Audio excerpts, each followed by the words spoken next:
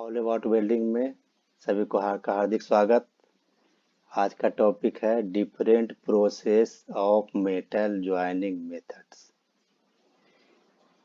मतलब धातुओं को जोड़ने की विभिन्न विधियां। इस शीर्षक से ये समझ में आता है कि जैसे धातु को हम एक टाइप से नहीं जोड़ सकते हैं, अनेक विधियों से जोड़ सकते हैं। जैसे नीचे दिया हुआ है बोल्टिंग, रिवेटिंग, सोल्डरिंग, ब्रेजिंग, और भी होता है वेल्डिंग इत्यादि। इन विधियों से हम जोड़ सकते हैं। तो इसको अच्छी तरह समझने के लिए हमको ये जानना होगा। जैसे देखिए, पहले कोई भी मशीन होता है, वो मशीन तो देखने में एक होता है लेकिन वो अनेक पार्ट से बना होता है। जैसे रेलवे का इंजन है, वो भी एक मशीन है। तो अनेक पार्ट्स मिलकर के एक मशीन बनता है। तो उसमें जितने पार्ट्स हैं एक दूसरे से जुड़े होते हैं, लेकिन सारे पार्ट्स एक विधि से जोड़ा हुआ नहीं होता है। आप लोग कहीं देखे होंगे तो कहीं बोल्ट लगा होता है, कहीं रिवेटिंग भी किया हुआ होता है, कहीं सोल्डरिंग भी होता है, कहीं वेल्डिंग भी होता है। तो मशीन पार्ट्स को जोड़ने की विधि को हम लोग क्या कहेंगे? बंधन, फास्टनिंग कहेंगे। इसको जोड़ भी कह सकते हैं या इसको बंधन भी कह सकते हैं। तो जिन माध्यमों से पार्ट्स को जोड़ा जाता है उसे बंधक कहा जाता है। मतलब जो जोड़ने का जो विधि हुआ उसे हम लोग फास्टनिंग कहेंगे, और जिस माध्यम से किसी पार्ट्स को जोड़ा जाएगा उसे बंधक कहेंगे। पहले ये समझने के पहले ये जानना होगा कि हम लोग आज जो भी बात करेंगे वो केवल धातु को जोड़ने की बात होगी। नहीं तो ऐसा नहीं हो कि धातु का बंधन लगा दिए वो ज्वाइंट, वैसा नहीं। कपड़ा को सिल दिए, वैसा नहीं। या कागज को जोड़ दिए, वो सब बातें यहाँ नहीं होगी। केवल धातु को जोड़ने वाली। तो बंधन तीन प्रकार का होता है: अस्थाई बंधन, अर्ध अस्थाई बंधन और अस्थाई बंधन। मतलब temporary fastening, semi permanent fastening और परमानेंट फास्टनिंग। तो अस्थाई बंधन किसे कहेंगे? अस्थाई बंधन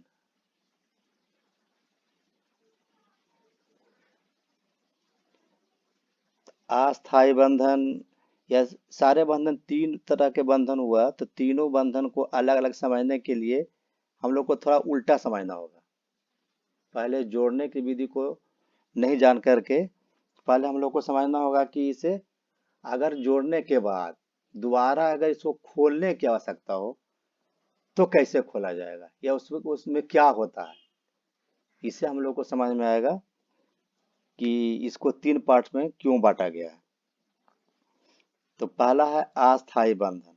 तो अस्थाई बंधन में जब हम किसी से अगर किसी पार्ट्स को जोड़ते हैं तो अगर खोलने की आवश्यकता हो जाए तो कैसे खुलेगा? अस्थाई बंधन में आराम से खुलेगा, आसानी से।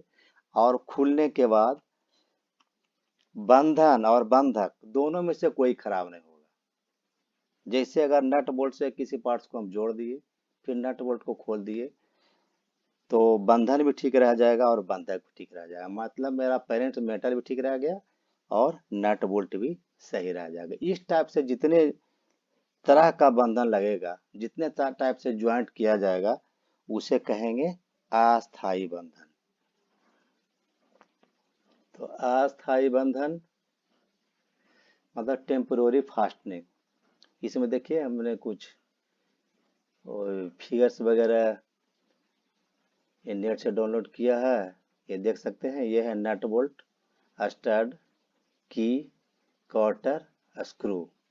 ये सब सारे बंधन टेम्पोररी फास्टनिंग के अंतर्गत आता है।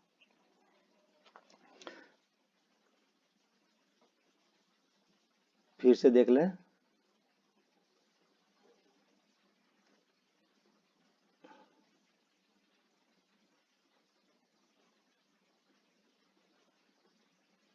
ये है नट बोल्ट, ये स्टड, इसमें दोनों तरफ से नट लगाकर जोड़ा जाता है। और ये लॉक एंड की, इसे भी हम जोड़ सकते हैं। और ये है क्वार्टर जॉइंट, ये है स्क्रू। तो स्क्रू तो सब लोग देखे होंगे, इसके इसमें केवल स्क्रू ड्राइवर से इसको कस दिया जाता है। ये क्वार्टर है, ये क्वार्टर में देखिए कितने पार्ट्स है, 3 पार्ट्स हैं, एक इधर का पार्ट्स हुआ, ये दूसरा पार्ट्स हुआ और ये तीसरा पार्ट हुआ। तो ये दोनों को मिला करके इसमें ये पहला में ये दूसरा को डाला जाता है, और उसके बाद फिर ये जो पार्ट्स है, ये पत्ती टाइप का जो है, इसे पहले होल बना कर दोनों में उसी साइज का इसमें डाल दिया जाता है, फिर इसको टाइट कर दिया जाता है। ये हुआ क्वार्टर जॉइंट की, तो सब लोग समझ रहे हैं। स्टार्ट में दोनों तरफ से कस दिया जाता है, नट बोल्ट ये कस दिया जाता है। तो ये हुआ अस्थाई बंधन। उसके बाद आता है सेमी परमानेंट फास्टनिंग। इसे समझने के लिए समझना होगा कि अगर इस विधि से अगर या किसी भी विधि से अगर जोड़ा जाए, तो खोलने के बाद अगर खोलने की नौबत आती है, उस ज्वाइंट को अलग किया जाएगा, फिर से पार्ट्स को अलग अगर करना हो, तो अलग करने के दरमियान जो बंधन है वो सही रह जाएगा। मतलब दोनों मेरा बेस मेटल है, पेरेंट मेटल है, वो सही रहेगा, लेकिन बंधक फास्टनर जो है वो खराब हो जाएगा। इसमें आता है रिवेट, सोल्डरिंग, ये सब अर्धस्थायी बंधन में आता है। तो ये देखिए रिवेट का प्रकार है, जैसे बटन टाइप का रिवेट है, ट्रस टाइप का है, फ्लैट है, काउंटर संग है, पान टाइप का है, इस तरह का है। और देखिए ये ब्रिज का एक फोटो है, ब्रिज में कैसे रिवेटिंग किया गया है। इसे अगर खोलना होगा तो सारे पार्ट सही रह जाएंगे, केवल रिवेट खराब हो जाएगा। ये है सोल्डरिंग, ये सोल्डरिंग आयरन है, ये सोल्डर है, और ये फ्लक्स है। देखिए ये सोल्डरिंग हो रही है। तो सोल्डरिंग से भी अगर किसी चीज पार्ट्स को जोड़ा जाएगा तो उसको अलग करना बहुत आसान है। केवल जो सोल्डर जो लगाया गया जाता है, वो सोल्डर खराब हो जाएगा, बाकी सारे पार्ट्स सही रह जाएंगे। तो थोड़ा सा रिवेट के बारे में विस्तृत जानकारी ले लें। तो रिवेटिंग के बारे में थोड़ा सा बता दूं। इस विधि का प्रयोग मुख्यतः पतली सीटों को जोड़ने में, बॉयलर बनाने में, मोटर गाड़ी की बॉडी बनाने में, रेल डिब्बों बनाने में, पुल इत्यादि बनाने में किया जाता है। रिवेटिंग करने के लिए रिवेटिंग का प्रयोग किया जाता है। रिवेटिंग करने के लिए रिवेट का प्रयोग किया जाता है, जो प्रायः उसी धातु की बनी होती है। मतलब जिस धातु को जोड़ना है उसी धातु का रिवेट भी प्रयोग करना होगा। रिवेट का एक हेड पहले से बना होता है, ये हेड है, ये सारे रिवेट में हेड है, ये पहले से बना होता है। और दूसरा हेड रिवेटिंग करते समय बनाया जाता है। रिवेटिंग करने से पहले ज्वाइंट के अनुसार प्लेटों को सेट किया जाता है। इसके बाद दोनों प्लेटों में एक साथ सुराख कर लिए जाते हैं। फिर प्रत्येक सुराख में रिवेट डालकर रिवेट ड्रॉली, रिवेट स्नैप तथा हैमर की सहायता से रिवेट हेड बनाया जाता है। रिवेटिंग जोड़ प्रायः दो प्रकार के होते हैं, पहला लैप जोड़ और दूसरा बट जोड़। लैप जोड़ मतलब हुआ एक सीट पर दूसरे सीट को रख करके दोनों में होल किया जाता है, फिर रिवेटिंग कर दिया जाता है। बट जोड़ में दोनों को आमने सामने दोनों प्लेट को रख करके और एक तीसरा प्लेट को ऊपर से रखा जाता है, और तीनों में उसी हिसाब से होल करके और फिर रिवेटिंग कर दिया जाता है। इसके बाद है सोल्डरिंग। सोल्डरिंग द्वारा दो पार्टों को अर्धस्थायी रूप से जोड़ा जाता है। इस जोड़ में सोल्डर का प्रयोग किया जाता है। सोल्डर प्रायः टीन और लेड का मिश्रण होता है।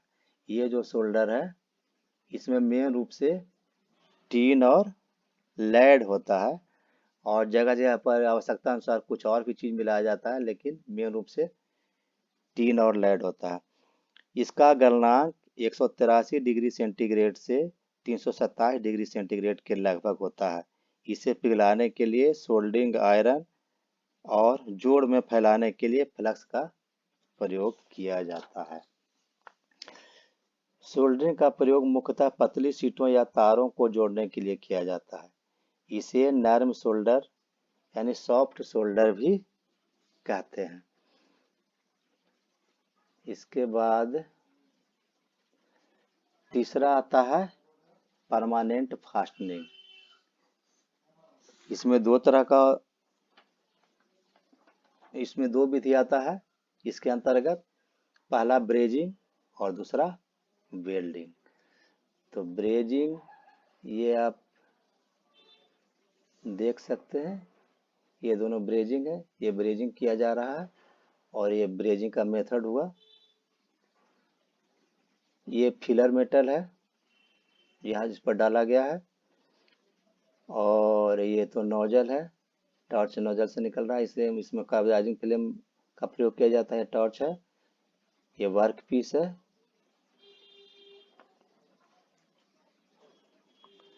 तो ब्रेजिंग के बारे में जान लें, यह एक पक्का टाका होता है। मतलब इसका विधि जो होता है सोल्डरिंग के जैसा ही होता है, लेकिन इससे जो जोड़ लगा देंगे तो इसको खोलना आसान नहीं होता है। मतलब जो तीसरा विधि हुआ परमानेंट फास्टनिंग हुआ, इससे अगर जोड़ लगाया जाएगा तो अगर जोड़ लगाने के बाद अगर पार्ट्स को फिर से दोबारा खोलना होगा तो पेरेंट मेटल, ये जो वर्क पीस हुआ ये, और जो ये फिलर मेटल हुआ जो बंधन लगाया गया, वो दोनों चीज खराब हो जाएंगे। अगर ऐसा होता है, जिस जिस विधि में ऐसा होता है उसे हम लोग परमानेंट फास्टनिंग कहेंगे। इसे हार्ड सोल्डर भी कहा जाता है। इसमें जोड़ लगाने के लिए स्पेल्टर का प्रयोग किया जाता है। स्पेल्टर मुख्यतः तांबा और जस्ता का मिश्रण होता है। सोल्डर में क्या था, टीन और लेड था, लेकिन इसमें जो स्पेल्टर होगा उसमें होगा तांबा और जस्ता का मिश्रण। कार्य क्षमता बढ़ाने के लिए कई बार इसमें चांदी भी मिला दी जाती है, जिसे सिल्वर स्पेल्टर कहते हैं। यह एक फिलर मेटल है जिसे जोड़ के बीच में भरा जाता है। इसका गलनांक 650 डिग्री सेंटीग्रेड से 700 डिग्री सेंटीग्रेड तक होता है। इसे जोड़ पर पूरी तरह फैलाने के लिए फ्लक्स का प्रयोग किया जाता है। इसमें फ्लक्स के रूप में सुहागा का प्रयोग किया जाता है, जिसे बोरेक्स कहा जाता है। इस विधि का प्रयोग अधिकतर रेफ्रिजरेशन तथा टूल बिट की सैंक को जोड़ने के लिए किया जाता है। इसके बाद है, ये देख रहे हैं, ये वेल्डिंग है, ये तो वेल्डर है, ये होल्डर, इलेक्ट्रोड, ये है बेस मेटल। यहाँ पर देखिए ये आर्क बन रहा है, ये वर्क केबल हुआ, और ये इलेक्ट्रोड केबल हुआ।